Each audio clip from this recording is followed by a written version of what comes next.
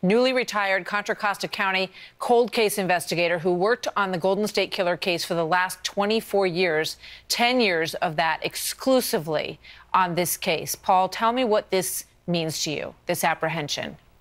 It's absolutely huge. After nearly a quarter of a century trying to find this guy, to actually see him after all these years of wondering who he was, it's an amazing moment. And I think it's an amazing moment for all the victims to finally know that this guy who's been out there all this time is in custody. He won't ever get out, and they can now feel safe. How did they find him in the end? In the end, it was leveraging new DNA technology and using DNA technology that could produce leads that allows gumshoe investigation to follow up on. And ultimately, that led to a smaller pool of suspects, and then he emerged as the #1 priority. You know, did you know when you were looking at his profile, did you know that because he was so good at covering his tracks, did you suspect that he might be law enforcement? You know, there's been theories over the years that he could have had law enforcement and/or military training.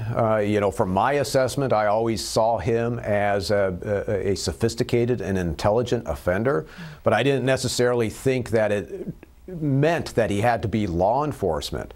Now that we know he was law enforcement, and then taking a look at the details in the case file, it adds up. Yeah. He had training. He understood law enforcement techniques. I know that you say that he would change his routine. So when there was an article in the newspaper that said he only attacks women who are alone, he read that, and then the next attack he did when a man was in the house, right? I mean, he constantly kept changing his game. Exactly, and in part he was changing his game to try to, throw off law enforcement by making misleading statements or doing certain types of behaviors or actions that would make us think he's somebody different than who he was. Yeah. But he also was somebody that responded. And so that instance, if he reads an article in the newspaper that he only attacks when there's no man present, he's feeling challenged. Right. And so he took that challenge and upped the ante and attacked when a man was present. Yeah, the other thing that fascinates me is the dog repellent. He stole that. Was he using that to, fend off a dog when he was trying to get into a house? And could that have been a bigger clue back then? You know, we have no instance in which he knowingly used dog repellent. He most certainly could have, either ahead of time to try to sensitize these dogs to who he was and fear him so they would not aggressively come after him when he attacked. He had some kind of an unusual, uncanny ability to control the dogs in these residents, whether they be in the yard or inside the house.